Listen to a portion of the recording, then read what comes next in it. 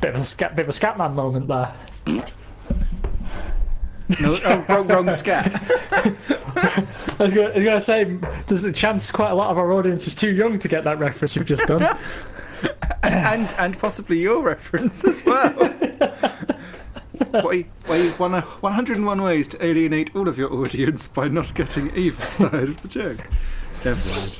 But oh well. And on that bombshell, welcome everyone to the Failcast F1 podcast extraordinaire, which continues to wonderfully not know its lines. Yeah, and amble its way through the off-season, kicking and screaming its way like a Max Verstappen wannabe, punching everyone as it wanders by. My name is Bolkenberg, as always, and alongside me is the taco extraordinaire, Mr. Ben. Hola, senor. ¿Cómo estás? Chicky. How you doing, mate? Yeah, all right. A little bit tired. It was a long one today, but this week's beverage is Lucozade Orange, which I've got my hands on because I spent most of the week back in Blighty. Yeah. So before we begin, I want to dedicate every crash we have today to my dear old mum, who is in the hospital because she binned it on the stairs and broke her rib. Oh no! But it was a chance for me to stock up on pork pies, sausage rolls, Lucozade, fruit pastels, and Kendall mint cake. Weirdly, taking the opportunity where it arises. Exactly. Love you, Mum, but need to go pack up this luggage. Yeah. All right. See you later. And go Kendall mint cake. Nom nom nom. Yeah, well, I was back in North and all that. Oh, it's crumpets as well. I filled up my bag with crumpets. I have a crumpet problem, man, and I really miss them. But hey ho, we have very much news to cover because it's been a month since we last convened. Yeah. And looking up and down the standaroos here, we are. Well, we're not going to win the championship, are we? Look at that. Vettel's 31 points clear of Raikkonen. It looks like Ferrari are pretty unassailable. But we are a respectable 6th and 7th, which is almost best of the rest if it wasn't for that pesky Australian. And a mere 4 points separate us. And we're entering the part of the season now where I don't think either of us has a bogey track for a few rounds. Because we're both quite good at Austria. We both do all right at Silverstone. I won Silverstone last year. Yes, you did. Yeah.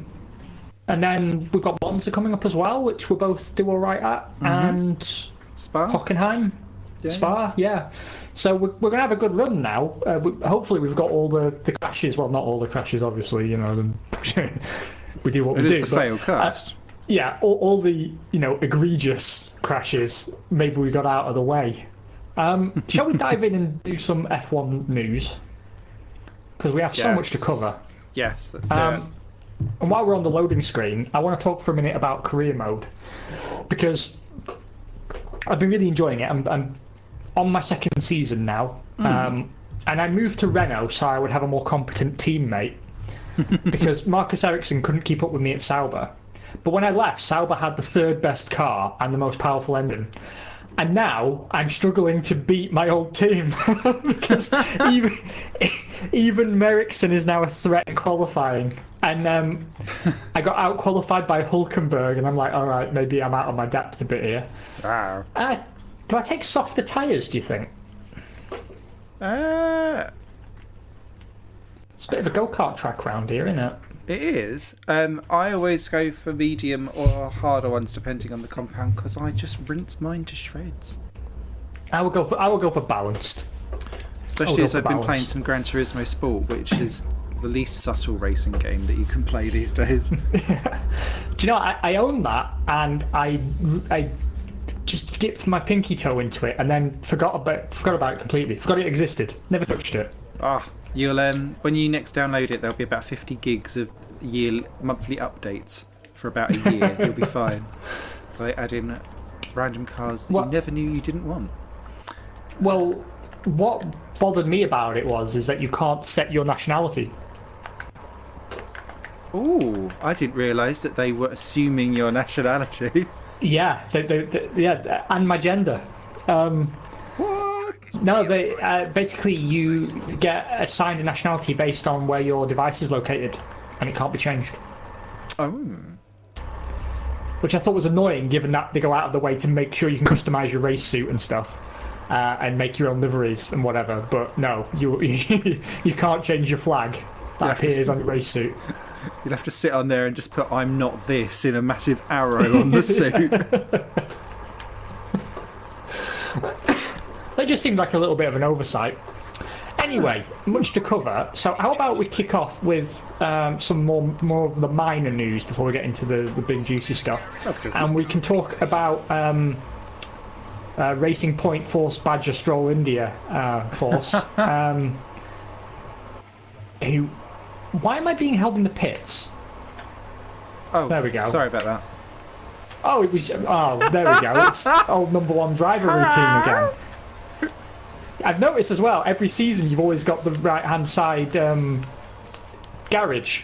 So you've been de facto number one all along. Unbelievable. Sounds about that. I like how you went off before you even left. Before you even the white line ended for the pit exit. This is Bravo, sir, bravo. New lows. What have we got about our beautiful pinkies? Well, I wanted to talk about two bits of news, one of which was actually in the sporting press, one of which was just my own observation.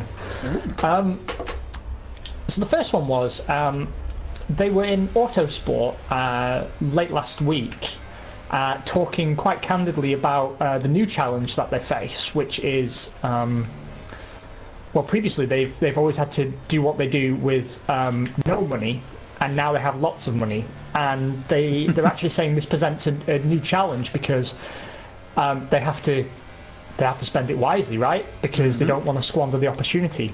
Now, what I did take heart from was Big Daddy Stroll's comments in that article, where he said exactly what you and I had been hoping he would, which was a recognition that the team was doing everything right, and basically you just had to leave it alone. And that's basically what he said. Oh, cool. They were already getting the best value for money, so if I give them more money and just let them get on with it, then hopefully that continues and we can just take a step forward. He has committed to building a new factory for the team. They're still looking for a location for it, but that's good news given they've been in the same factory, I believe, since 1991 when Eddie Jordan founded the team. Yep. So, given what they've done with, nearly 30-year-old facilities, which I'm sure have been upgraded, but still, it was designed for the championship in a different phase. I would say that it's a very valid concern to be focusing on making sure you still deliver the same cost efficiency you always have, but at the same time, it certainly gives a lot of cause for optimism that we've got a bright future for a team that we've both become rather fond of. Yeah. In terms of my observation, I can't help but notice that despite multiple promises that you can still find all over the internet, they haven't changed their name. No, they haven't. But I was listening to the Opmar Zaf Now Beyond the Grid episode. And which I thought was actually quite a good impression for something randomly done. That was pretty good, actually. I was waiting for you to say your point. I've just done the most ridiculous. Of course you have. At least you're not out, though, right? It's like I just aimed for... No, I'm fine. I just aimed for the back of Gazzy, just ran straight into the back of the twat. It's the only way you'll learn. Yeah, that's true. Ponting around with his big ideas. Only Sorry, go on. 6 thousandths behind you, though. What was I going to say? So he was saying at the end of the episode that they still want to change their name, but that they will only change it when they can all agree on something that they all say is definitely better. But the only thing that they have currently agreed on so far is they definitely don't want to be that anymore. So I was like, oh, okay. Well, to be honest, like almost anything is better than that. I mean, they could call themselves Spam Force, and it would be fine. Spam Force. I would go for that. Spam maliciousness. So yeah, I mean, it was like when I wanted Dildo King to sponsor Sauber because at the end of the day it didn't matter. They just needed the money. It's the same premise here. Like almost any name is better than Racing Point. It's a horrible name that shows a complete lack of imagination and no grasp at all of the English language. Yeah, I do feel like they've just done... What does it mean? It's just word Jenga, isn't it? Well, they've just gone, in the dictionary I'll have you, and you. Randomise number generator for the words, and off it goes. But yes, that was interesting. But he also did talk about your first point as well, around the factory facilities. And I don't believe he actually sits in Eddie Jordan's office, but they still kind of have like weird remnants of Jordan bits kind of floating around everywhere, because they've never kind of really like had the time and the money to be like, right, this is now us as Force India. So I thought that's quite interesting as well, is that they've just it's like they've got second-hand slippers and have just gone, that would be comfy for now. Yeah, I like the idea of them finding like, an old EJ15 nose cone and someone going, just paint it pink and stick it on. Just stick it on.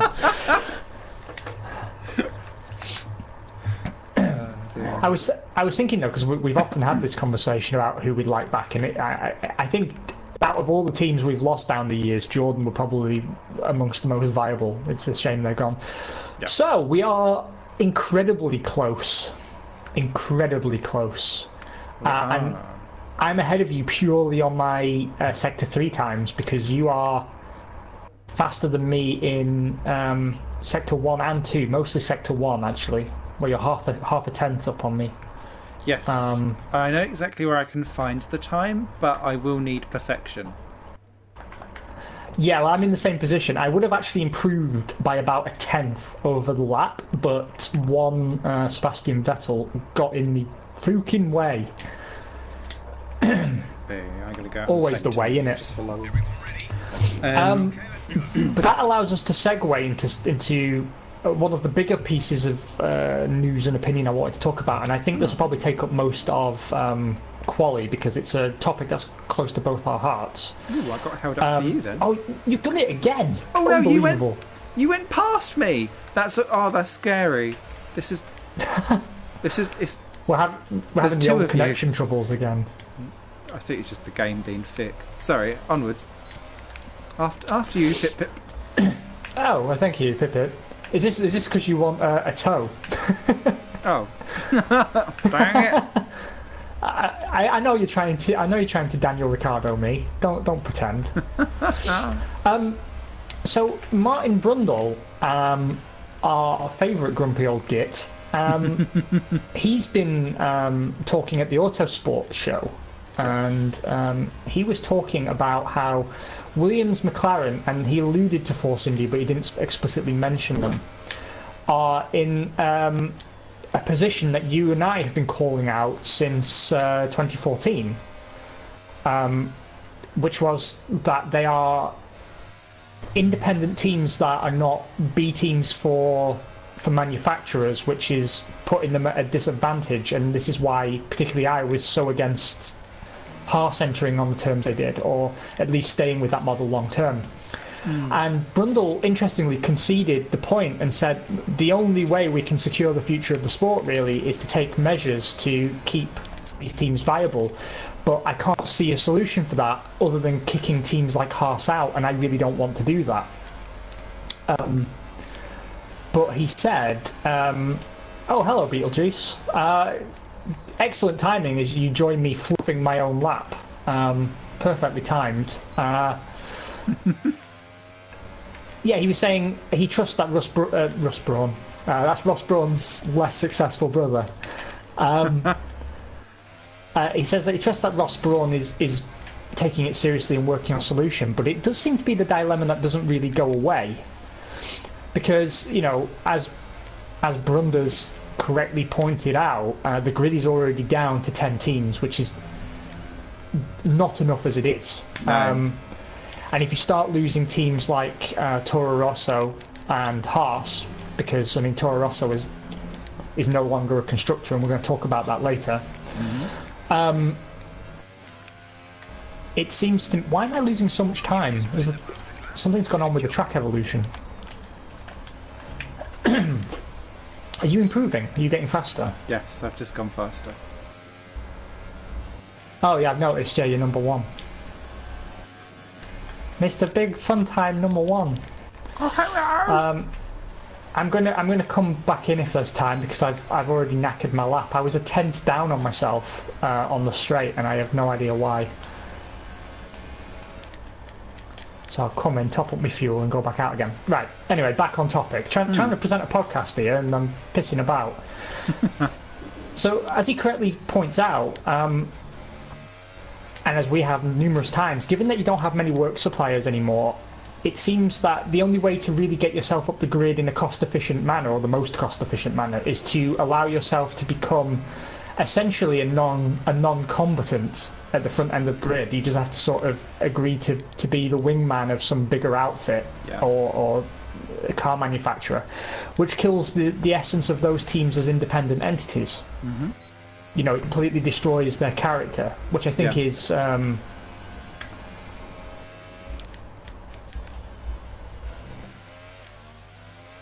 Oh, we lost you there. sorry, I'm just reading Beetlejuice's comment, because it ties in quite nicely, actually.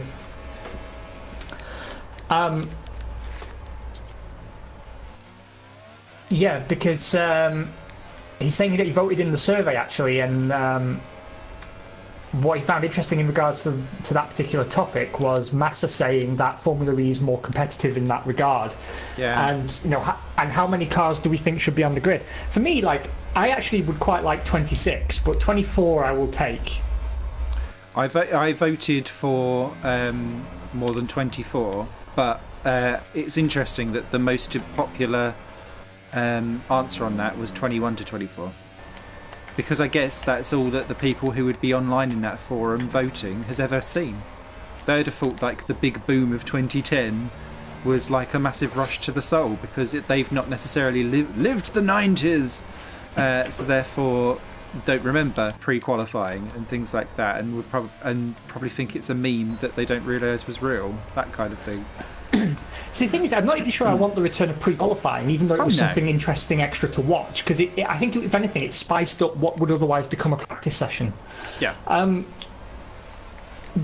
However, as a very brief aside, I think Massa's correct in his statement, and I think the evidence speaks for itself, because the health of that grid in Formula E is spectacular.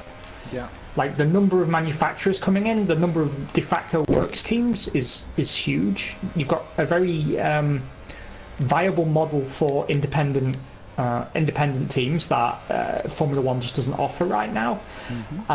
They've got a depth and breadth of talent. They've got competitive racing. Formula E for me is doing everything right at the moment, and Formula One would do well to try and learn from it. But to be honest, I'm not sure what changes Formula One could make that would be acceptable to the broader fan base, because everything would feel like a dilution of the sport. And that's the problem when you're so entrenched in this is how we've always done things, blah blah blah blah blah. Even if it's right or wrong or to the detriment of the sport, everyone will defend. Someone will defend everything to the death. Because I think what was interesting, I saw that Martin Brundle article, because you'd popped it out on the Twitters. I thought what was really interesting was that he was saying, actually, the Haas model has the right, quote unquote, to be there just as much as an independent, but we need to look at how we can support all different types of options and make it viable for everyone. But politics in the sport doesn't work like that, because there's always a favoured approach, and things kind of go through peaks and troughs in general.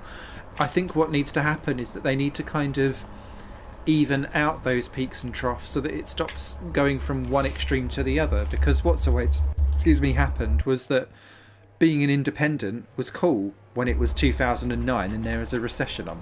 Because that's when all of the manufacturers go, wah, screw this for 200 million, bah! And off they go because it's no longer financially viable. But as soon as we're cash rich again, they will come in and pour everything in and trump all of the independents, and down they go. And it's making sure that they don't get to the point where they are, a McLaren and a Williams, possibly struggling for survival, that we lose all of the new teams that come in because they can't financially cope because of the cash rich injection from the manufacturers in, who are there for a business purpose and will go when it is no longer business viable because there'll be no independents to take over. Similarly, it needs to be in a business sense for them to be able to stay through those leaner times and see the benefit of that to some degree, to lessen the retraction of them when it's no longer good in a world climate, if that makes sense.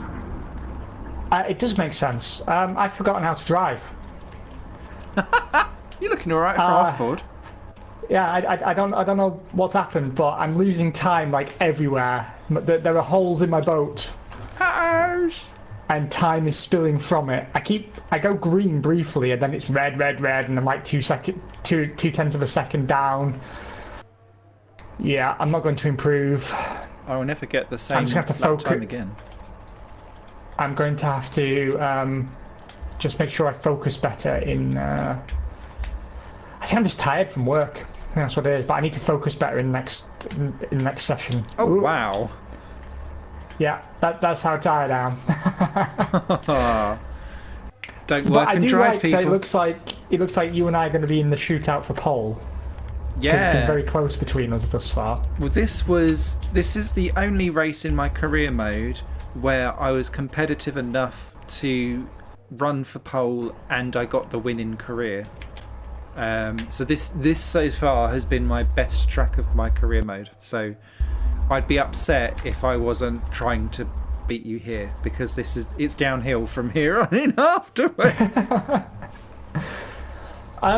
Beetlejuice says that he wouldn't like to see another MasterCard Lola, even though he had a fondness for 40. Well, we all did.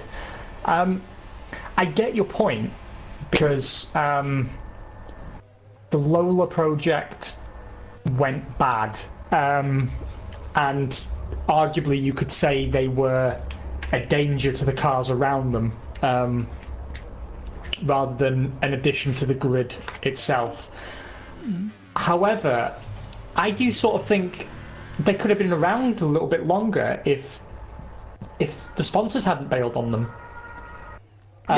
Because what happened was MasterCard was underwriting the team, and they said they weren't ready to go in Formula One yet. They needed another year to prepare. Mm-hmm. And MasterCard rushed them, and then the first round was so embarrassing that they pulled the blanket out from underneath. And I think that they weren't given the chance. I mean, obviously that car for that year was a write-off. There was no way. It was too fat and too heavy. But given another year to prepare, many people reckon they could have got the weight down and at least been able to hang on at the back. Yeah. And Melbourne is always one of those races that accentuates the grid out anyway, because if you remember in that race, Damon Hill nearly did not qualify. Diniz didn't actually get within 107% either, but was allowed to start. And then they were 5 seconds off the back of that. So when they get to Brazil, this is how sad my memories of the 90s are. So when they got to Brazil, the entire field was covered by 2.2 seconds. So they would have been another 2 seconds off of the back of that. So they would have qualified, but they never got the chance to prove it. But that's kind of symptomatic of itself, because the sponsors pushed them forward, because at that point it was a slightly weird time where, actually, that was the last year when new teams entered Formula One before 2010. Yeah, apart from sadly Toyota. It was. Sorry. But having multiple teams come in, so that was the last cash-rich time, I guess. Yeah, which says a lot, actually, doesn't it? It does say a lot. I mean, ultimately, though, we do need some fresh blood coming in terms of teams, and they do need to be viable entities on their own, standing on their own feet. Yeah. I still have a problem with the Haas model as a long-term solution to running a Formula One team, because they'll never win. Exactly what I said would happen is already starting to happen, and this is where I touch on Toro Rosso, because you and I are very fond of Toro Rosso because it's technically Minardi, Yep. and that there has been a Formula One factory and a constructor in there, save for like 1 or 2 years before they were slapped down because they were basically running Red Bull cars. Mm-hmm. But it's been basically an unbroken thing for over 30 years. Now, because of Haas, Red Bull have said, well, Merrickson. Not the Merrickson. Yeah, I'm gonna come in and change my wing, and then I'll try again. There's too much traffic. Is that you coming up behind me? No. Nope. So, Red Bull have now said, well, Haas can do it, so why can't we? And they've announced already that James Key will not be replaced. So there will be no technical director position at Toro Rosso. And people accused me of fear-mongering back in 2014 when I said this is what would happen. And I actually thought it would happen at Force India before it happened anywhere else. Because I knew the sort of budget they were running on. But I said then that if you can enter the sport for a fraction of the cost and be competitive, or at least as competitive as you were going to be if you built it yourself, then who is going to create these jobs and who is going to retain that technical capacity within their team? Yeah. Because once your technical director goes, and they've basically said next year's Toro Rosso will be this year's Red Bull. I mean, they have to make some changes, I believe. Like I think they have to change the rear suspension, but that's about it. So, then what are they? Why even have a factory? Yeah. And that goes down to the very DNA and essence of what is Formula One fundamentally supposed to be. Because, could you ever imagine an F1 team not having a technical director because they don't value having technical ability to improve and invest in their own design philosophies and thoughts as an asset anymore? I just find that such a bizarre way to live. And this is about... So, for me, this then comes back to... What does Formula One want to be? What is it trying to prove itself as in the future? Is this now a sport that does no longer want to be a technical sport, but wants to be one that thinks of itself as we do close racing because we are now going to have stock parts on the car? That kind of thing. I think that's the way it's going. I think because, unfortunately, we are not representative of the majority of fans. Yeah, I know. Because those we surveys actually are showing that, innit? Yeah, the surveys are definitely showing that, because all they care about is their drivers, their favourite drivers. Yeah. And they want a situation where Vettel and Hamilton can go toe-to-toe in all weather conditions, on all tracks, at all times, which has never been how F1 is. And they don't really care about the smaller teams. And actually, what you'll notice is you should pay attention to the social media engagements and the number of fans and followers for someone like a team like Sauber from last year to this year. Yeah. Because when they're at the back, no one gave a crap. A lot of people... I remember seeing tweets saying, oh, they should go under, they should pull out, they're not competitive, they shouldn't be there. Yeah. And, the beauty of Formula One has always been that they can turn it around. They can turn it around. And, people say, well, F1's boring and predictable, but you know what? It would be boring and predictable if it had stock cars, because there are de facto best drivers. I mean, maybe you'll get one or two winners across the season because some are better at some tracks than others. But some of those drivers are objectively better than others, and most of the time they're going to lead. What's the difference? I don't mind. I think I'm slightly... I'm trying to think of a political scale. Slightly less Hitlery than that in terms of I don't mind having some stuckness or tightening of regulations so that it means that the cars can in theory be closer. But for me, part of the Formula One is that in the team's DNA is that they have their own identity, and part of that identity is that their car has strengths and weaknesses because of their design philosophies. So that I know that Red Bull will kick ass on the slower, tighty, twistier circuits, and that Mercedes will always struggle on those because of the way how they design stuff. Williams always go good on the faster circuits because they prioritise straight line speed because they've got Mercedes engine. For me, that is part of the excitement of seeing a grid that moves around slightly in its pecking order from race to race. Yeah. I don't know how that then translates to fans, but I know we've kind of doom-mongered it from the start, but the pandering to a social media people who, and it sounds Bernie-ish, who are quite happy to be angry and say something on a forum, but not put their hand in to get to pay to watch. I don't know, quality of fan investment versus high level numbers. It depends what wins out these days, and I'm not quite sure. I'm not a businessy enough man to put my fingers on that. Simon Smickleston says Beetlejuice. Don't you dare, BJ. No, you see, like here's the thing. Oh shit! I've run wide. Why can't I drive? I used to know how to drive. Oh well, I'm going to set the lap. See, the thing is for me, I think what we're seeing throughout many aspects of media and entertainment right now is that it's not a good idea to admonish your fans. So I'm not going to criticise fans for saying what they want, even though I disagree with it. What I would say, though, is I think F1 could do more to highlight what it's capable of by referring to its history, because, you know, I mean, I absolutely love the 96 and 97 seasons in particular. Mm-hmm. Because if you watch the 97 season, and I've been working my way through it, oh god, I'm way off.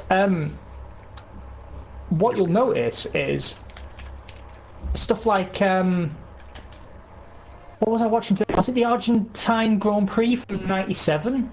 Oh, and the grid was incredible. Mm-hmm. You had Villeneuve on pole, Frentzen in second, Panis in the Prost in third, mm-hmm. Barrichello was fifth in the Stewart. Mm-hmm. It all just, and that was down to, you know, there was the tyre wars, and there were so many work suppliers that, you know, half of them had step 2 engines, half of them didn't. And I mean, I recognise though that I can't be too rose-tinted about it, because they were spending obscene amounts of money that would bankrupt a lot of teams today. But I still think it's got the ability to speak for itself somehow. Yeah. Because, you know, Damon Hill ended up bringing home that arrows in the points a few times that year. He qualified really well as well. Yeah. And you sort of think, well, isn't that what people want? They want to see the driver making a difference. And yeah, just because he wasn't winning, it doesn't mean he wasn't doing a great job, and it doesn't mean he didn't have something to offer to the team and the team didn't have something to offer to the grid. It's a very bizarre mm-hmm. argument to make in terms of getting people to truly understand it. But I think there's a case that has to be made, because people are far too ready and willing to let teams slide on this trajectory where they're not teams anymore. And like Beetlejuice said a few minutes ago, just wait until Williams realise they could be faster if they ran a customer car. Mm-hmm. Exactly. And that's exactly what I was terrified of from day one. Yeah. Because why would you do anything else? I completely agree. I guess as well, this is also... I sound so old. I sound like such a grandpa that's got like his new colostomy just fitted. So part of this, to me, is what is the power of a meme? And the meme culture that is now so prevalent on Liberty Media, who is so busy trying to capture the heart of the youth. Because it is now popular to mock something that has gone wrong. So now it's like lols in the comments, which then gets picked up by the corporate world of the sponsors who are trying to get then therefore support and back a Formula One team, who, as someone who has to sit and suffer corporate and political world arguments all the time, do not have a sense of humour, do not understand that a meme can actually spread your word, #birdbox, and provide power to your brand, even if it's seen in a reverse negative light, because all they see is the negative connotation, and they want to be seen as, we're cool, man, because it's twats that lead the four, pretending to be hip with marketing but don't really get it. And so you become the back of the grid person for one race, that then becomes a meme and a troll. F1 video then puts it into something with massive blurry text in red on the screen, and all of that rubbish. That then becomes a, we can't afford that anymore. The pressure is to not follow your own destiny anymore. It's a trickle effect for me, and we might cover it a bit later on. But then the media makes their own narrative. That then means that you can't then fight back no matter how well you've done. And if you've built a Ferrari team up that can challenge for a championship, the media writes their own version of the truth and then says you need to go because you don't play by our rules anymore for a good story. And out you get cast even, and be told that you were never running a championship winning team anyway, even though it was really your lead driver that chucked it in the bin. Yeah, we are going to get onto that. Ferrari's going to be a big topic for us later on. But I totally get what you're saying. I don't know. It's a very difficult line to tread, and we've talked about this. We talked about it a lot in the 2014 and 2015 seasons, actually. And then we kind of shut up about it for a while, but now it's starting to have the consequences we always feared it would. Yeah. I mean, James Key's position won't be the last to suffer the axe swing. No. That's such a shame. I really don't think so. And he's gone to McLaren now, but, maybe McLaren get rid of him in time if he can't turn the team round. And, how far are they going to slide? And Williams is a very real risk, actually. I'm glad Beetlejuice pointed them out. Because let's not forget, they're a publicly floated company. They've got shareholders. And you have to justify to them every expense and everything that eats into the profits and thus their dividend.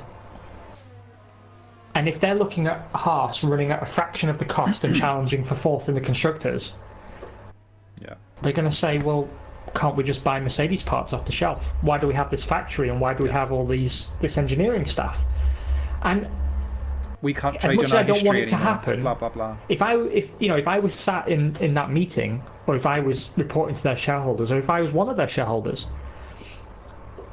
honestly, in my heart, as much as I love the sport and I love Williams and I love the idea of the independent constructors, the way the rules are today, I couldn't, with any integrity, advise them to do anything else but follow the Haas model. Because nothing else makes any sense. And people will say, and people like me would say, well, that means they're resigning themselves to never challenging for the championship again. Yep. But you know what? They haven't won the championship in 22 years, and they're nowhere near threatening for it now.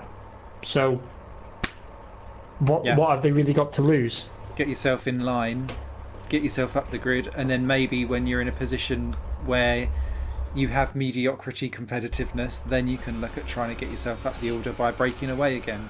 But then you're also entrenched in that political alignment as well, because then you're buying the parts, so therefore you have to think politically around what you get and what you don't get.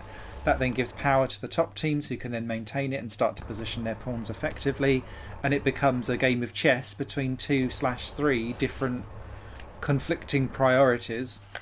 Renault, who are not necessarily part of that trifecta yet, if they can't get their team up into the top, I think Renault have got a really important chess piece to play in that whole role and story, because if they can become a full viable team at the top and they make it a top four again, back to the days of the early 2000s and the late 90s, when we used to talk of the big four, and Jordan used to be knocking at the door because it was Williams, Ferrari, McLaren,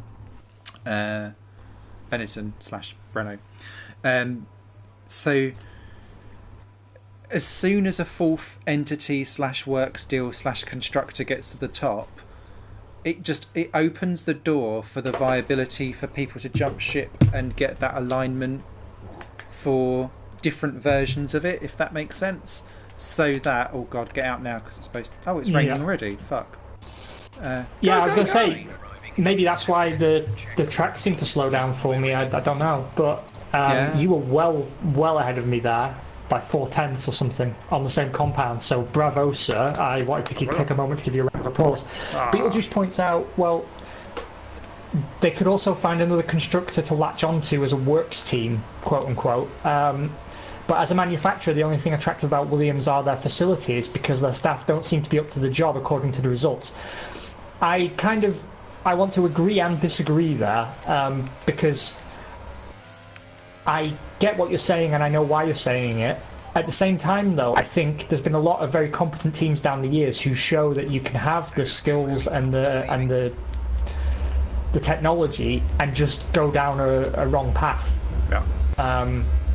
And quite a few, very successful people that have done that. I mean, even Adrian Newey's built some dog cars in his time. Yeah. Some real shockers. So. Well, Jaguar for its entire history, pretty much, wasn't it? Yeah, every Jaguar. So I think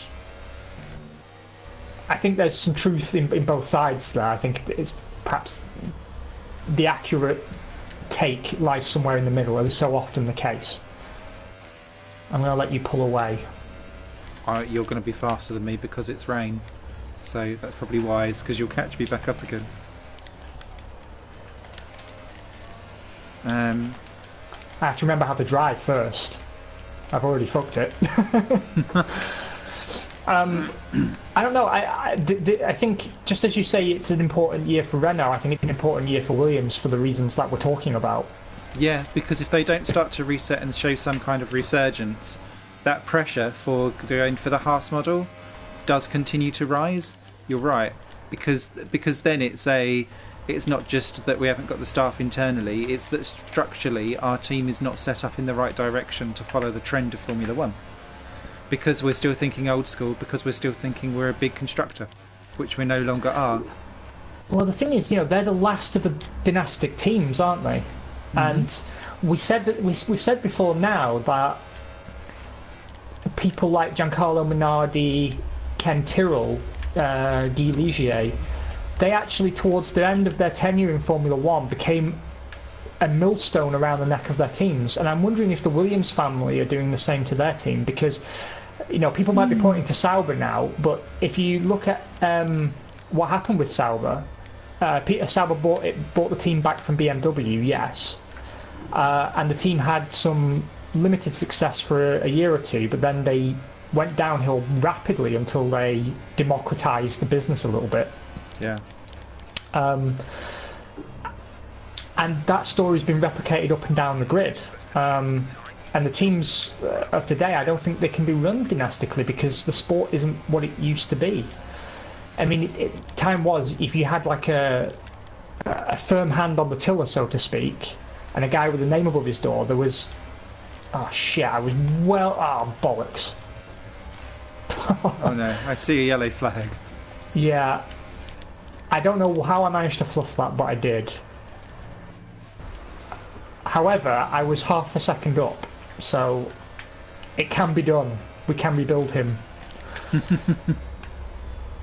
That is interesting, actually, because you're right. It's always been it's a trail off like the death knell, and then it's a get rid of the heart of the ocean, Rose, and then they have to dump the boss, and then try and save themselves, adapt or die, kind of thing, isn't it? So, well, I mean, the thing is, like, it goes the same with any business. It's just more visible in Formula One, but these things tend to start from a relatively small event that spirals out of control, and companies and sports teams, they hit a tipping point, because what tends to happen is, as something goes wrong or things start to turn for the worst, it's your best people who leave first because they have options elsewhere.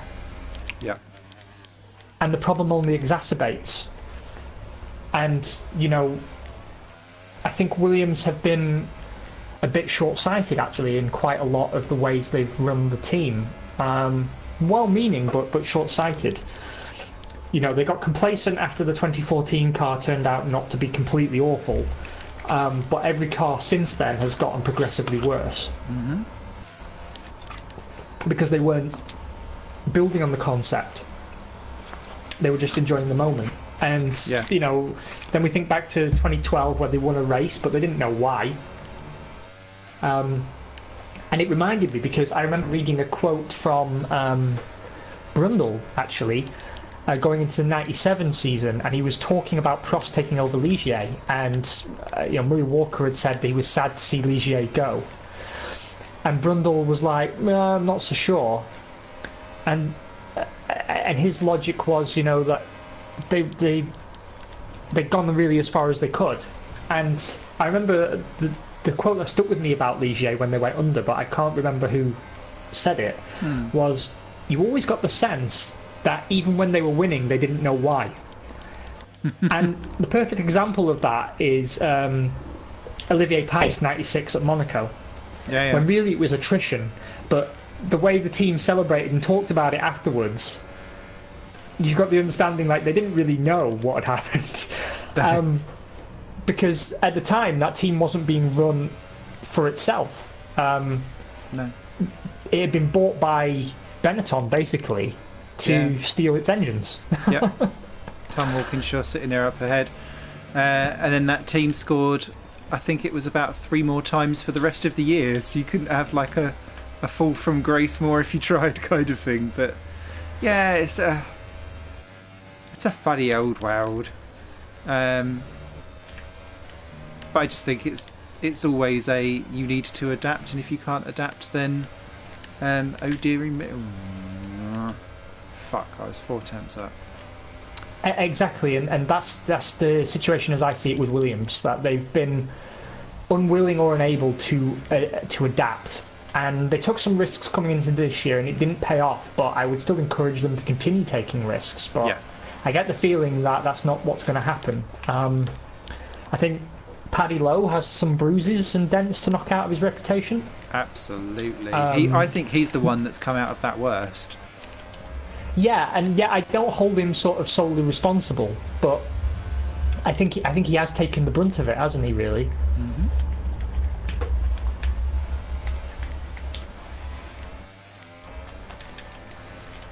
Oh, fucking idiot!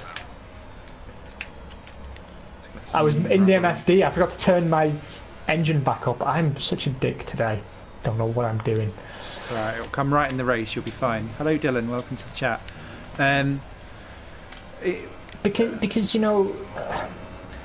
it's one problem, I think, to be up against teams that are running something like the Haas model, and where you've got a very real cost-benefit analysis to be done, and there's a very real argument to say we don't need to be spending this money. Mm-hmm.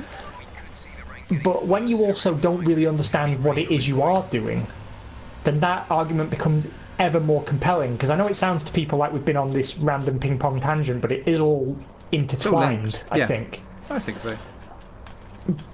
And I point to Tyrrell and Ligier, and to some extent the same thing happened with Benetton. Mm-hmm. Another family-run team that had some success and then got complacent and was too slow to change. And when they did change, finally, it was sort of an erratic, unplanned change. Like bringing Dave Richards, fire him, put Rocco Benetton back in charge. And Rocco Benetton, yes. I actually, I'll be honest with you, I really want Rocco Benetton back. Amazing. Because he was up there with Paul Stoddart as one of the few team principals that would speak his mind and tell you exactly what was going on. Where everyone else was playing mind games, like, well, I can't tell you, Martin, what our strategy is.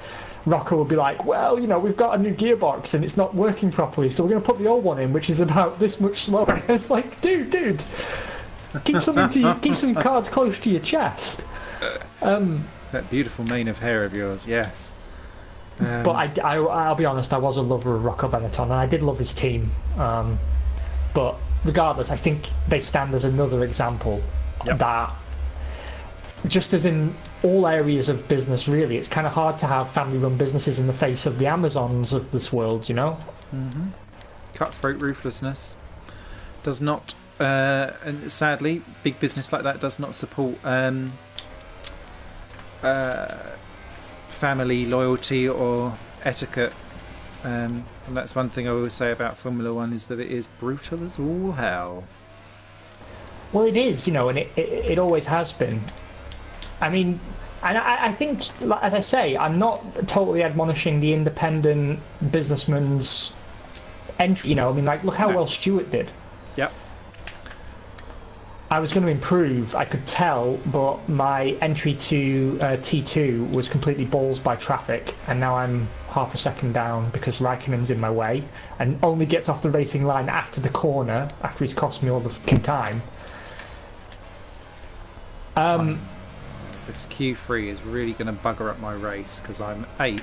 I'm not looking any better, and I have the pace to do well in the race. You do.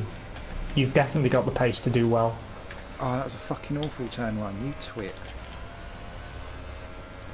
I have to come back to Beetlejuice's comments in just a moment because I'm trying not to finish like a dick.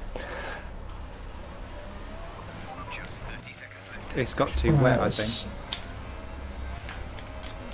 I'm not turning in properly. Either that or I've just got so ginger on it. No, you're right. The track's gotten very wet. I lost 0.2 of a second into turn 1, and I took it reasonably well, I thought. Same. I lost half a second. Oh, having said that, I've clawed 0.3 back. No, it's gone again. I'm all over the place. Oh, 1 minute the clock's looking a little friendlier, the next it's kicking my arse. I've just lost my front wing. Oh, well, I'm glad we both lost one this qualifying. So let's see what Beetlejuice is saying, since this lap is balls. If you want independence these days, you need to go to new sports or niche sports, which I think definitely carries some weight. The mainstream has no room anymore all across the board of sports. I can't find anything there to disagree with. But as Simon and I have both said, I think there's a price to be paid for that, because the manufacturers will pull out. Yep. We're going to talk a little bit later on about this, but Red Bull are already talking about pulling out. And I think that looks more likely given that they're already starting to wind down Toro Rosso. Because I don't think they're as confident as they claim to be about Honda next year. And they've already said that if they can't secure a viable engine, they won't compete. And Helmut Marko has already said, well, we actually want to run the Valkyrie that we built with Aston Martin. And he says, why shouldn't we go and do that?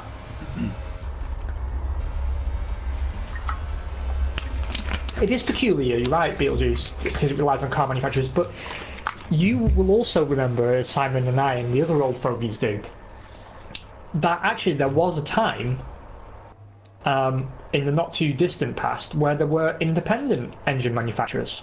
Yep. Judd did Formula 1 engines. Hart. Jinx. Yeah. Just down the road from me, that is. They're still going as well, aren't they? Yeah.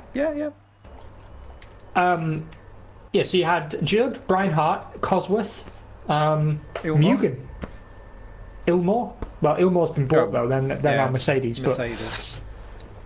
But Mechachrome. Mechachrome is still around. Yeah, that's true.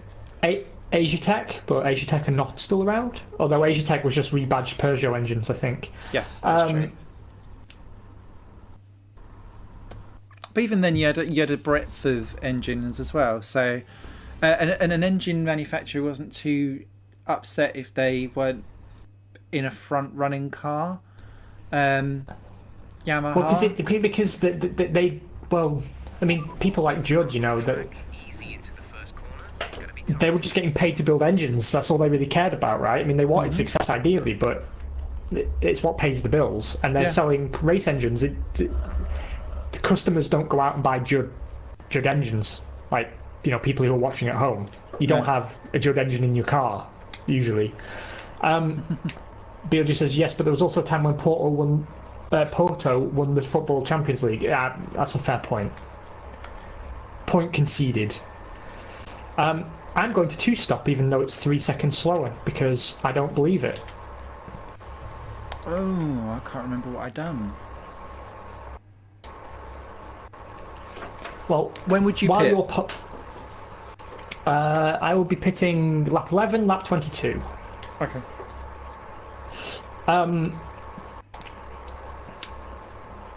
Yeah, but you see, like, I think also the fact we kind of all disagree on this matter to varying degrees displays exactly the nature of the problem, right? Because I think we're entering a point where everyone has to ask themselves what they think F1 is. Yeah. And I'm having to accept to a certain extent that what I consider to be F1 is not a viable model for the modern day. Because I'm lamenting an era that can't really be replicated because the world has moved on.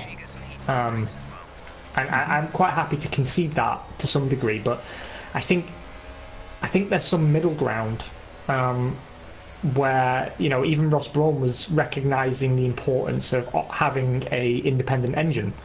He never did anything about it, but well, that's not true. He had a meeting with Cosworth, but then nothing happened because they didn't agree rules that worked for Cosworth. And Cosworth are the team that Ford, you remember they used to prop up all the back of the grid with all of their engines, get loads and loads of money out of them because they were out of date, so it worked for them because that would be their cost versus reputational kind of damage limitation because it was providing loads of stuff, but providing loads of money to cover the exposure of being at the back. But now they can't, they don't have that view, so it seemed like a weird one to go for, in my opinion. But again, that's something else that isn't viable anymore, I think, because look how Sauber suffered for having a year-old engine. I mean, in the 90s, it was quite common to have year-old engines. Oh, I mean, the early Sauber Petronases, the Petronas engine was a one-year-old rebadged Ferrari, and, you've got they Bottas did all right. inside you. That's a straight to the bargain bin porno DVD, isn't it? I've entered you, but I'm having a major breakdown at the same time. I'm going to get monstered off the start line because I always do.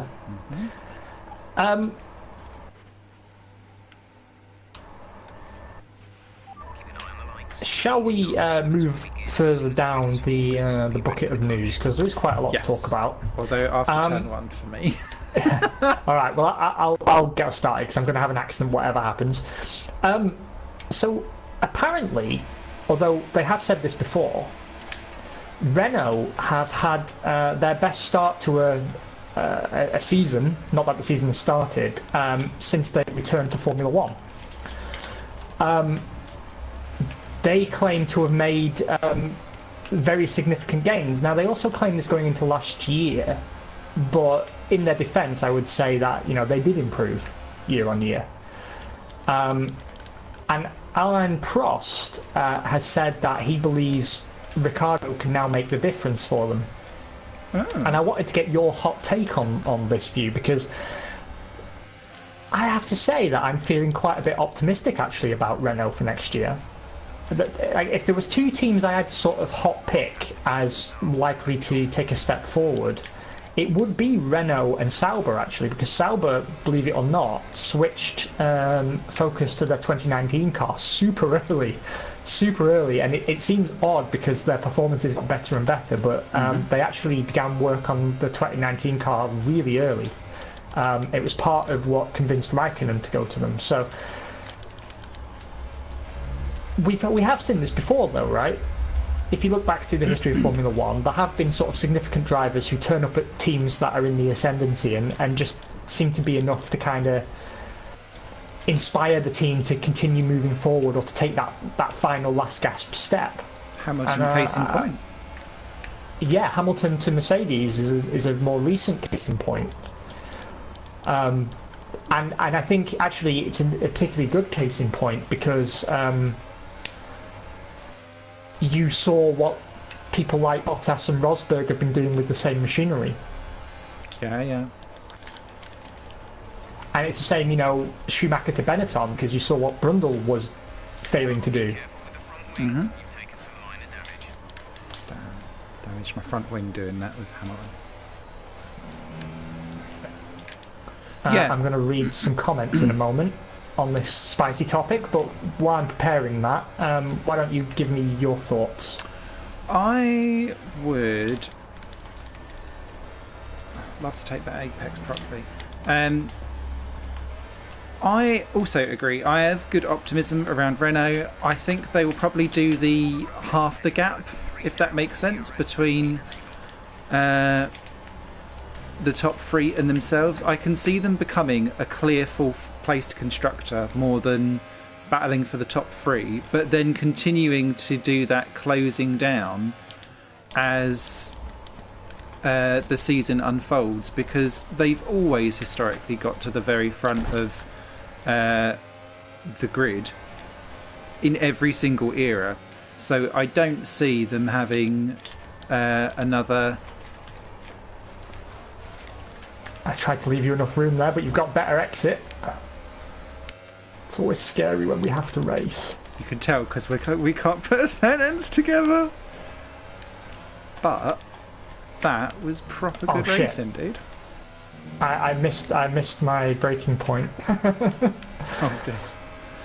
But it's all right. I'm coming for you. But no, they've always excelled at being able to get back to the front of every single era. It's always taken them a couple of years to do it, but if you look at when they were last becoming Renault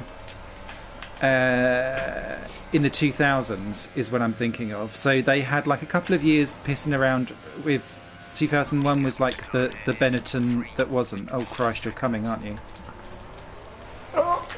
Oh, sorry, I pushed you wide. Sorry. That was very naughty of me, but it wasn't intentional. I don't know why the car ran like that, but it did. It's left me open to attack from whoever's ramming me. Oh shit! I fucked my ring. No. No, it was a Brotas that was buggering me up. You can still switch to a one-stop though, eh?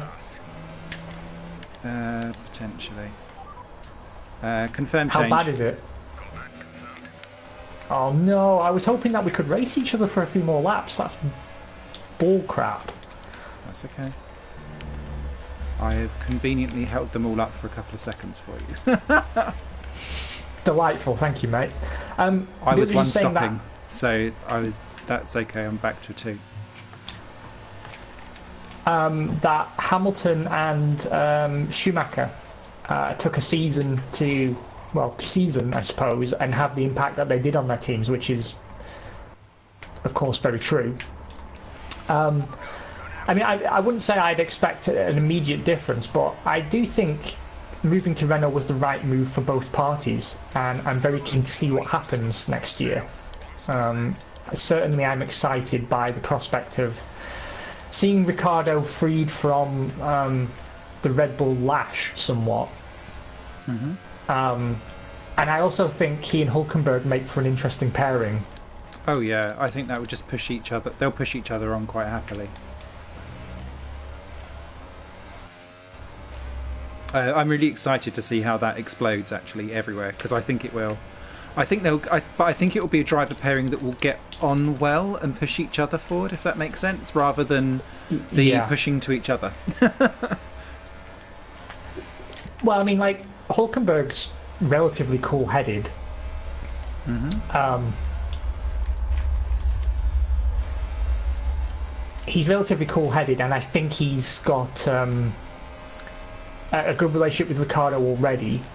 I also think that he's someone who can handle a robust challenge, having teamed with someone like Perez for so many years. I think he's used to someone who's a little feisty and is competent and is going to be gunning for him. And it's nice to see his de facto number one status come under come under very serious threat. I mean, I would even go so far as to say it's probably been upended already. But yeah,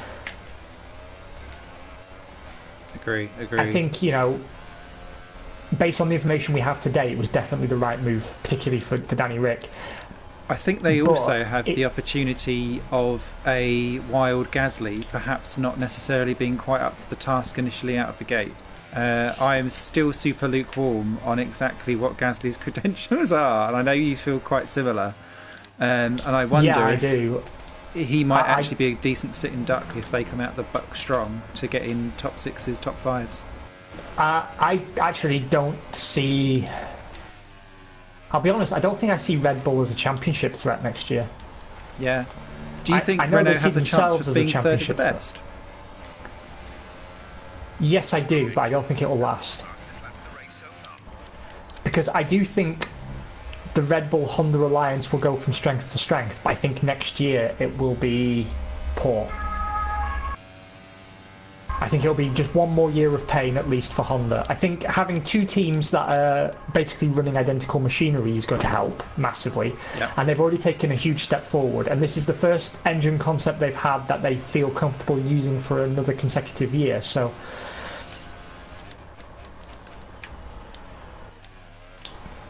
I completely agree, Beetlejuice. It can be said about Honda.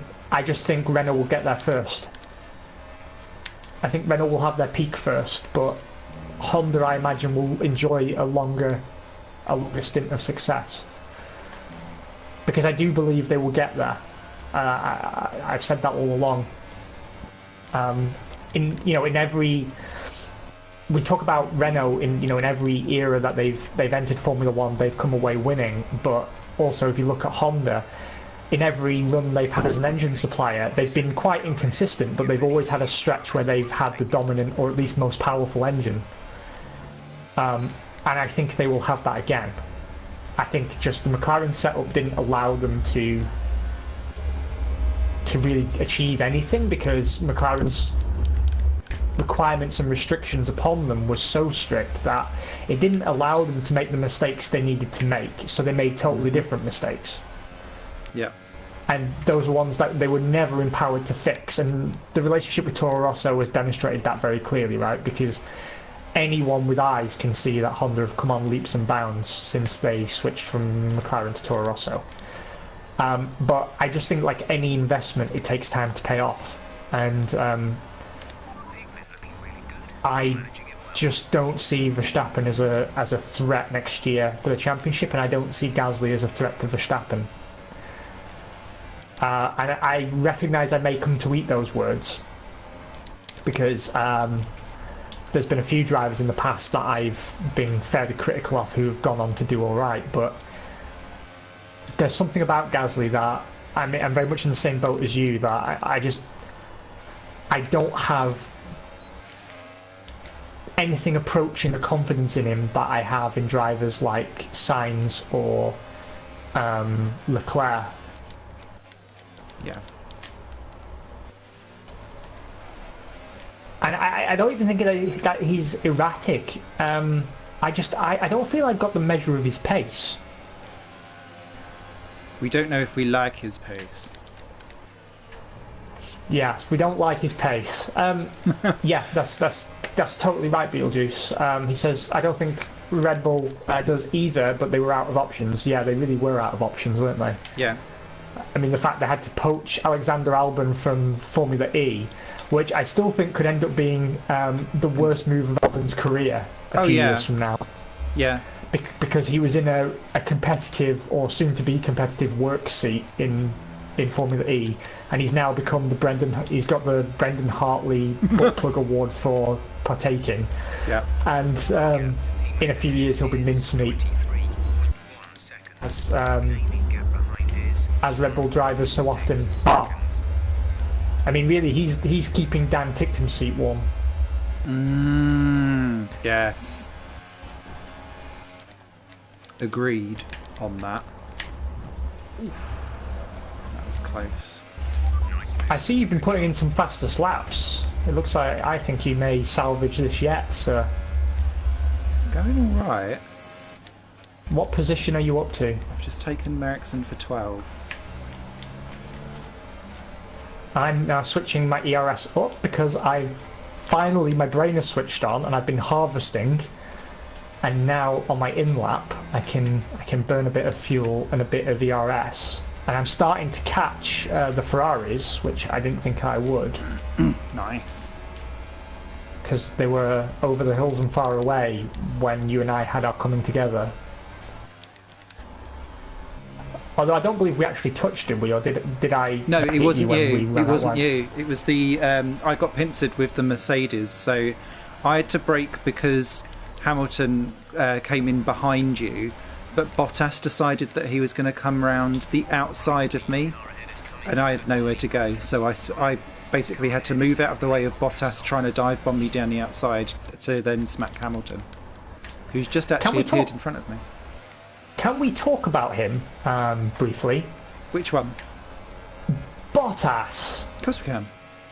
Because did you see that Toto Wolff has recommended him for the championship?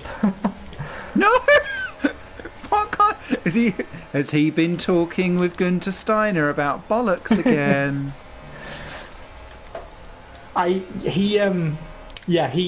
He may have done. No, what happened was 2 weeks ago he came out and said that Bottas has his goal to keep his seat, and his target is to match Lewis. Okay. Which I remember when I read it, I was like, well, that feels like an unfair target, because it's it's kind of like, with the greatest of respect to Bottas here, because I do respect him. It's kind of like finding a child playing Operation and telling them, right, you're hired, but if you don't match the heart surgeon, then well, you're screwed. It's not going to happen. He's not going to drive like Hamilton. It isn't going to happen. So basically, I took that as a press release announcing Esteban Ocon's return. But I do think Bottas will see out the full season. Oh yeah. But it was very strange because that he said that he'd set this target and everything, and then a few days later he was asked in an interview, "Oh, who do you tip for the championship?" And he said Valtteri.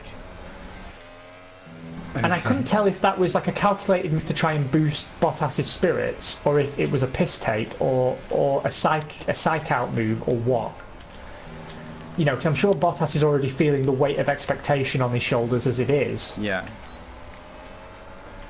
And I couldn't tell if that was Toto Wolff sort of turning the screws a little bit. BLG says, boys, let's recognise where the future is heading and start our own racing series accordingly. Form e-bike. That's coming, man. That's coming. Have you seen the electric sports bikes? Some of them look pretty... They look nippy. No. I've never been into motorcycle racing, but... I've not seen it, but Mark Priestley was talking about this briefly on his channel. I think he's going to do a feature on it, so I'll kind of pick it up, I think, when he takes a wee look. No, Hamilton. No. Hey, mate, you're getting told. You're catching me. I damaged my front ring on fucking Grosjean. We will meet again, Mr. Bond. Oh, the Ferraris are in the pits. Let me get out. Oh, and that's de facto lead of the race, because I don't know what Bottas did to get up there, but I'm pretty sure he's out of sync on the pit stops. So Raikkonen's and Vettel, they're both on soft, so they are not stopping again, if they can help it. But I remember in this race beforehand, some people tried to do soft tyres in my career mode, and they all stopped with about 3 laps to go. So maybe the same thing might happen here. That would be beautiful. Yeah, I don't know what to make of.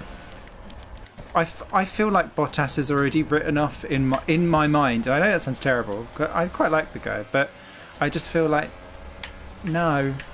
So Ocon's already in there. Interestingly, Ocon was Also in the press confirming what we said in the first half of the show, which was Force India as my tip for the big leap forward to join the top lot next, rather than necessarily having Renault there.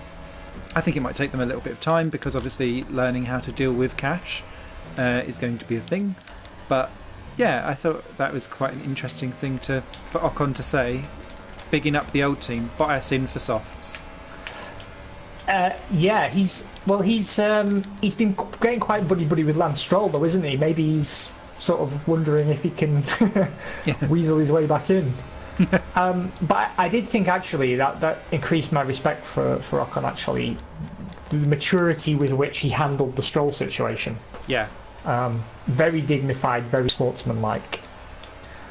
Hopping between topics, as we so often do, but we are nearly at the halfway point in the race now. Yeah, sorry. Speaking of unsportsmanlike, Mr. Verstappen is on community service at the Marrakesh E-Prix this weekend, which I shall be watching. Although his community service doesn't sound very community servicey, because his job is to sit in the cosy booth with the race stewards and watch what they do. So he's not doing anything himself, he's just watching other people do their job and watching a race. Great. Doesn't sound like much of a punishment to me, but what do I know? However, I do like the idea of having him there, because it might draw a few more eyes to Formula E, which you and I have been raving about for a few months now, and I've been a huge fan of since its inception, and I believe you have too, actually. Mm-hmm. Exactly, Beetlejuice. He gets rewarded. He gets to sit next to Vitattonio Liuzzi, who is the race steward at this event, and watch the race from a great spot with multiple camera angles and all that fun stuff. Oh, Hamilton's engine's just blowed up right in my face. Nice.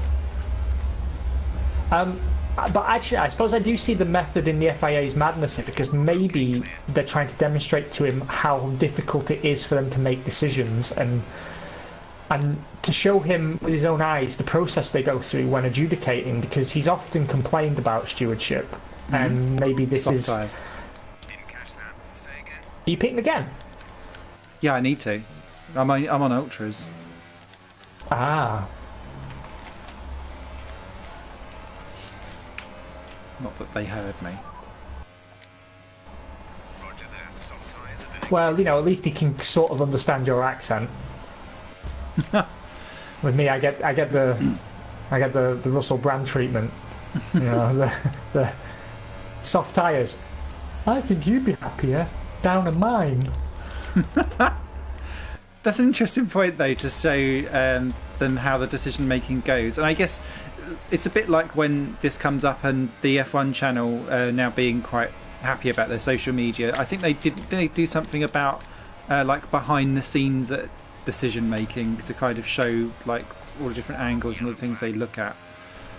So I think it'd be interesting for him, because I bet this is super me just being a bitch, but I bet he's never really taken that into account, actually, what happens behind the scenes, to kind of think about that aspect of anything. No, of course he hasn't, but I think most drivers don't, to be honest, because you're quite hot-headed in the moment, right? And yeah, you only see things through the lens of what you've done in the race that you're at, rather than anything else. Beetlejuice asks, why was Vettel not sentenced to sit next to the race steward? I completely agree with that point. I can't tell... Not that I disagree with Verstappen being expected to do something after his allocation with Ocon. I can't for the life of me understand why Vettel was let off the way he was from what he did over the last 2 seasons, which has been... I mean, Verstappen's been consistently kind of bad-tempered and he's binned it a lot, but I think in terms of sheer temper, Vettel's been... Oh, he's been a bitch. Been comparable, if not a little bit worse at times. I mean, say what we want about Verstappen, but he's never, like, deliberately out of malice driven into somebody else. No. He's driven into his teammate out of petulance, but he's never done it out of aggression. Pure aggression. So I think we have to give credit where it's due, really. That he's he's very volatile. But do you know, having watched '90s seasons a lot recently, so was his dad. Oh yeah. I was a big Yoss the Boss fan actually because somehow he came across as less irritating than Max. But I think it's because in those days they just didn't interview him. Yeah, because he's further down the field.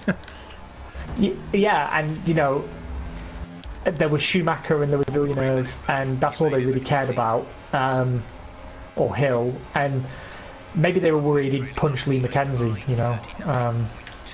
Or Jenny Gallant was then. Yeah. Oh, she does the BTCC now. Lisa Goodman. Yeah, not Lee. Woman I know Goodman. who you mean. Goodman lady. Oh, it's going to be really annoying now. I'll follow her on Twitter. Goodness sake. Anyway. Yes. Except for when he got roasted in the Benetton pits, then he knew his name. Lol. Yeah, that's very true. That is very true. But you see, like, he squandered his shot, didn't he, really? Because Benetton was a good place to be when he arrived there. And kind of... I don't know, like, every race I've watched recently from the 90s has had... If he's been on the grid, he's gone off the track in a sort of a really erratic and unprepared way. Yeah. His 96 season was just littered with crashes everywhere. Speedy, but full of crashes. 94... Which reminds me of his son's season... last year, at least the first half of it. Yeah. I don't.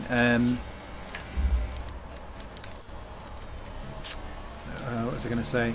I don't think the apple fell too far from the tree, at least initially.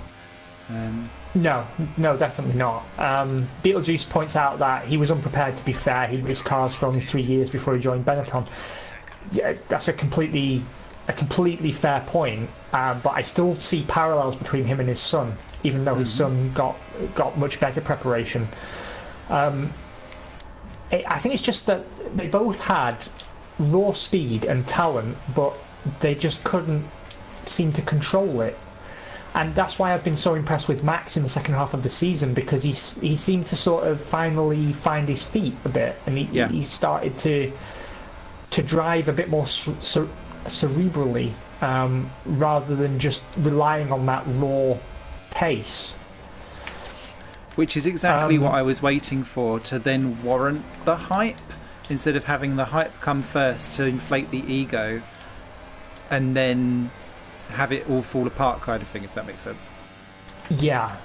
And I think what will be quite telling going into next year, I want to see if he can maintain attitude through what I suspect will be a shaky start with Honda.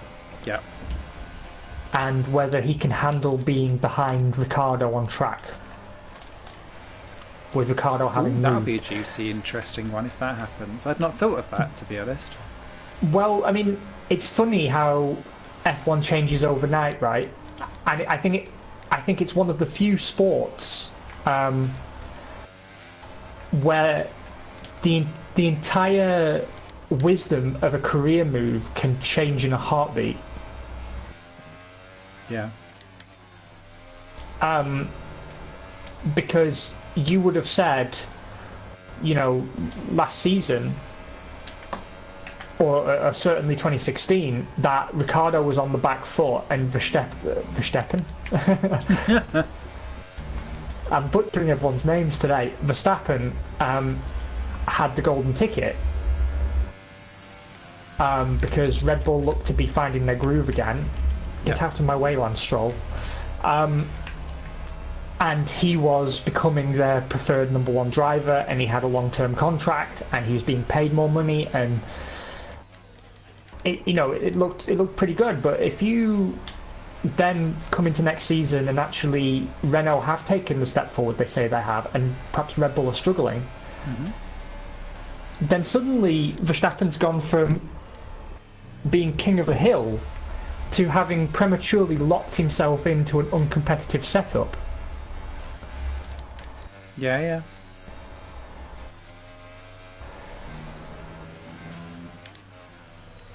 I wonder, that'd be interesting, because I wonder how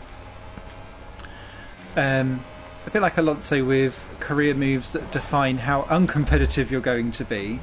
I don't know how much. What am I trying to say? I don't know, but you set a faster lap, so On soft tyres, which is very confusing. What was I going to say? Yeah, I don't know quite. How lucky do you? How much luck or how much judgment do you think there is in today's world of F1 to be able to make good career choices? Or do you think it's probably more luckier now than what it was before, or less luckier now? I don't know. I think it's hard to say because I don't want to blow our own trumpet here, but traditionally we've both been pretty good, and quite a lot of the people who've over the years, have been viewers, because we gain and lose people season to season, right? But I think for fans that are serious and really pay attention, it's actually quite easy to, you get caught out occasionally, but it's actually quite easy to sort of get a feel for the way things are going. I mean, we only have to look at the number of completely correct predictions that have been made on this show over the last 9 years. However, I think it's a bit harder for the drivers to make the right move because they're the ones who have to negotiate and be paid, and they have to be putting the right performances at the right time. And it's very easy to say something like, "Oh, Ericsson should move to Red Bull," but it's not a realistic possibility. And you don't really know. I think the drivers more than the teams are harder to read because it's very easy, I think, to get a vague idea of whether a team's going to go forwards or backwards, or whether they're in financially good or bad shape, or whether a single deal is going to have a particular impact on a team, right? Yeah. So, everyone saw when Renault announced they were pulling out of Formula One that Williams had a problem on their hands. Yeah. And everyone knew when in '95 Renault were starting to really take steps forward, everyone knew the way the winds were blowing, and Benetton recognised it as well and made sure they had Renault power. So I think it's quite easy to read things, and I think Ricciardo probably did the same maths we did, which was, well, I think the chances of short-term success are probably higher at Renault than they will be at Red Bull, plus at Renault I can lead the charge rather than being Verstappen's boot boy.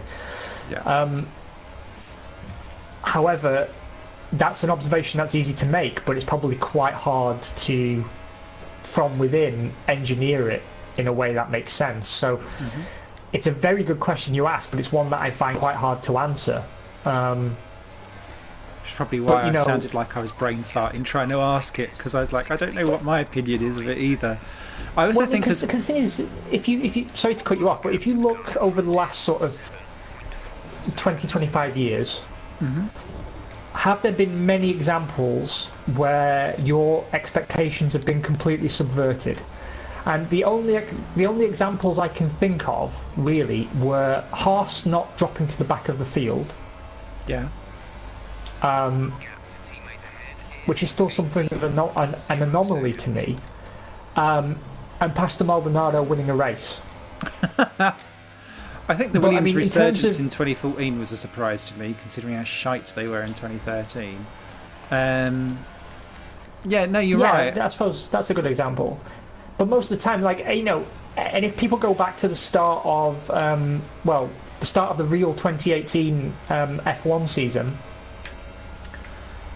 which was midway through our 2017 season, which is still available on YouTube, #rewatch. In our pre-season preview, I said specifically that it'll take a while for the Alfa Romeo partnership to really bear fruit at Sauber, but I could see them gaining a load of points this year. Yeah. And I think it was Chimpy was in chat and said I was an idiot, but it happened, and it was predictable. It was predictable. Because the team just looked more comfortable on their feet somehow, and I don't know. You can just gauge these things somehow. I think so. And I just think it's a bit harder for the drivers to really react in line with it, but still. What did Beetlejuice have to say on this? First of all, Ricardo's now the clear not Ricardo, Verstappen is now the clear number one, so Marco's expectations will change pretty quickly. I think definitely true. Once I'm out of these fast corners, I will read the other words you kindly shared with us. Because I have to start to find some pace now, because I need to gain on Vettel if I want to have a shot at winning this Grand Prix. A Grand Prix which I would have predicted as your race going into it. It's less about being able to read things, more about being able to make them happen politically. Yeah, completely agree. Yeah, completely agree. That is a good shout. Because there have been team and driver combos that, to my mind, make perfect sense, but the politics just doesn't work. Alonso Ferrari. Yes. Comes to mind. Because I mean that's still a big question, right? Yeah. Sorry to cut you off again, but could Alonso have won the titles that Vettel has lost? And I think you could make an argument that maybe he could have done, particularly this year. Oh yeah. To my mind, I think them losing the title this year is a bit unforgivable, which is probably why they've dropped Maurizio Arrivabene, which is one of our final topics, which we'll move on to once Simon's had his say. Because I cut him off. Please, sir. I can't remember what I was going to say now, but I like where we're going with the topic. So onward, sir. All right. So Ferrari have fired Maurizio Arrivabene and replaced him with Binotto, who has been in charge initially of their engines, and then became overall in charge of basically their technical director. And I want to get everyone's opinions on this because I've seen quite a few talking heads say that this is a bad move, and I'm inclined to agree with them. However, I want to hear what you guys say first before I reveal my secrets. I don't see where... Yes, the engine has made a step forward, which is where I think they've then gone, well, he's clearly made an improvement in his department, so therefore, lols, let's see if that can translate across a team. But I don't have any knowledge or experience on what else he's been able to do or not do within a team/environment to then pick up the pressure on that. I also think as well is that he was allowed to do that without the scrutiny and be able to get on with it, and Arrivabene, now Leverbene, provided all of the cover to enable him to work in under the cloak of darkness and make things work. And now that he no longer has that cover of darkness, so to speak, I'd be very interested to see how he handles le pressure of the media, because that is what I found really interesting, was that everyone was going, yeah, Arrivabene was terrible with the press, he wouldn't let us speak to anyone, and I would say, well, that's because he knows that you're going to make up any old anyway, so why... Completely true. Why sit there and let you spin your own narrative? Let him get on with the own thing at hand. But I think that was an easy one to then give him the downfall of. Yeah, I mean, I kind of see Arrivabene as the fall guy. I agree with you, Beetlejuice, that he was a weird hire at the time because, I mean, it stunk a bit of nepotism, really, because he came from Philip Morris Marlborough. Oh, yeah. Didn't he, as I recall? He was the marketing guy. Kind of like the same way Zach Brown was a marketing guy beforehand. Yes. So it was kind of a Zach Brown-esque appointment, and we're going to talk about him in a minute as well. But I agree with basically what you've said there, which is my reasons for thinking this was a bad move. First of all, I don't think Arrivabene was wholly to blame for what happened this season. And I think Binotto did do great work because first of all, he got the engine into a very good place, and then he was responsible as well for the chassis of this year's car and the aero, overseeing it. Oh, I didn't know that, sorry. And I would say this year's car was a step forward over the season before's. Yep. Not a vast one, but I would say across the season, I thought that was most of the season I felt it was the best car, to be honest, and I think it was the drivers that let it down. Agree. So I can kind of understand, given the positive impact he's had on many things, why people would think of him. But what you said is very true, that he was able to have that positive effect on the technical side because he wasn't having to do the day-to-day politics of running the team.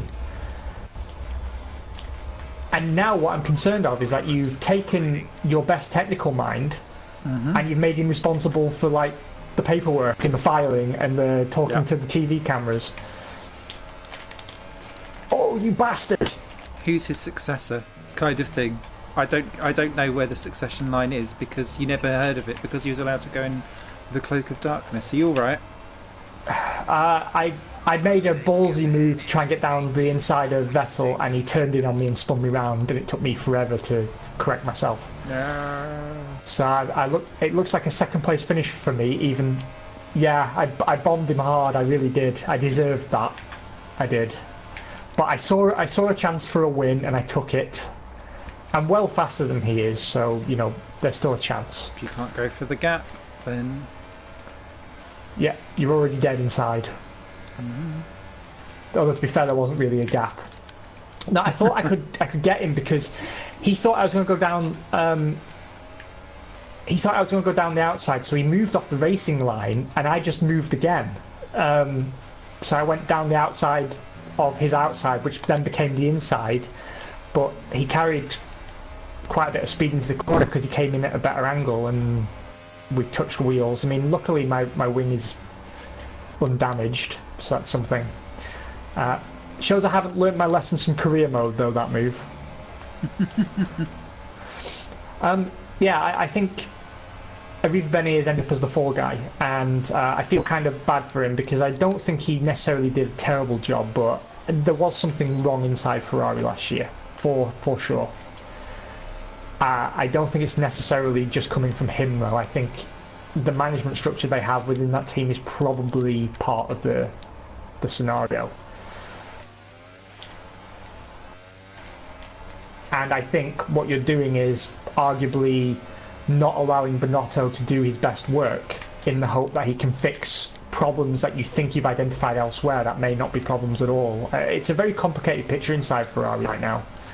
Yeah, because if you don't have because they're doing plan, basically everything right. Yeah, for me, their thing that went wrong was the driver, and so don't change what's going on inside. Make sure that you have the ability to give the driver the best chance possible, and to me that is then therefore keeping Binotto behind the scenes working El Magique. But what do we know? Completely agree, Beetlejuice. Our driver doing silly stuff, bad tactical decisions, lose with a superior car. Yeah, I think actually I was thinking while Simon was speaking that part of this, may be the fact that he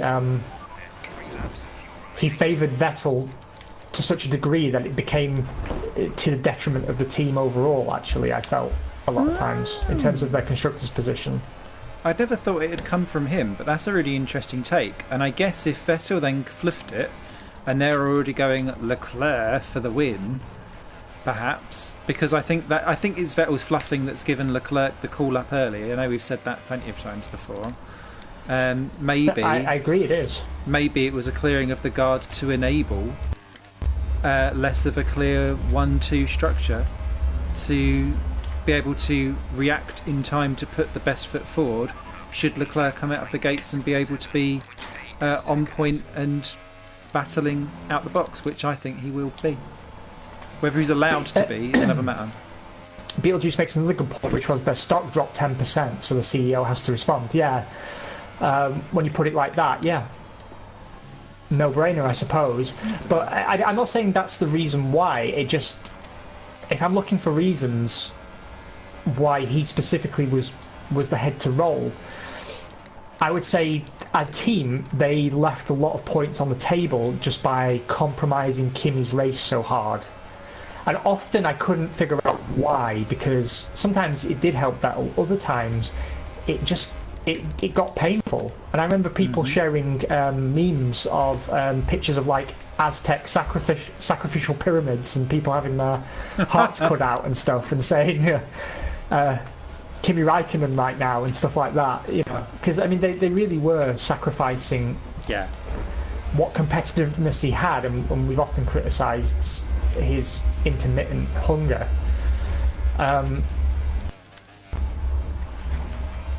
Reaction to Kimi win told the story by itself as well. Yeah, that's another good point actually. Because I don't know if celebration's the right word for what happened when Kimi won. That allows me to segue into one of our final topics, and there's a lot we didn't get around to covering. But new appointment at McLaren.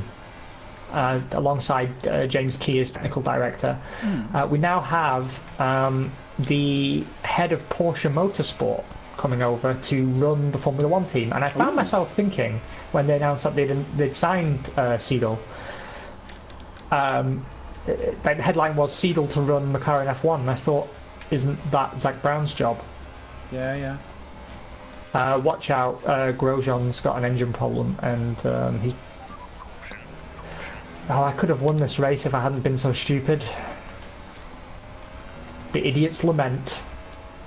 The quote that begins the Idiot's Manifesto. Maybe if I hadn't have had to change my front wing twice, I think that would have been mine as well. Never mind. Well, if you were within 6 seconds of me, and you were, then yes, because changing your wing adds about 3 seconds to your pit time. Never mind. I Vetteled it. I did. Double I podium, though. Yeah, double podium for the boys in pink, though. That's not too shabby. Best result of the year so far. I'll take that still. It's the first time this year we've both been on the podium. Whoop, whoop. It's not the first time we've both had points. No. And it's one of 2 occasions we've both finished the race. Yes! This is all. I tell you what, this is going to end up 1998 Jordan. We've screwed up the first part of the season, and we're going to go screaming through the second half in glory. We can only hope. But what do you make of that appointment? Because I couldn't tell if it was a slight to Zach Brown. I don't know. For someone who's come in to be the marketing and head of brand and all of that kind of stuff, I still only see Alonso's flip-flop company as a sponsor on the car. Yeah. And how long can you keep that going and keep your investors happy? And I know that they're struggling for form and all of that kind of stuff as well, so that doesn't necessarily help. But we've seen other teams be able to pull off deals equally further down the field to keep things going. We got a hashtag Kimoa from Beetlejuice. Hey, loving that. I don't think it necessarily is a slight on Zach Brown initially, but in my head, I'm also thinking,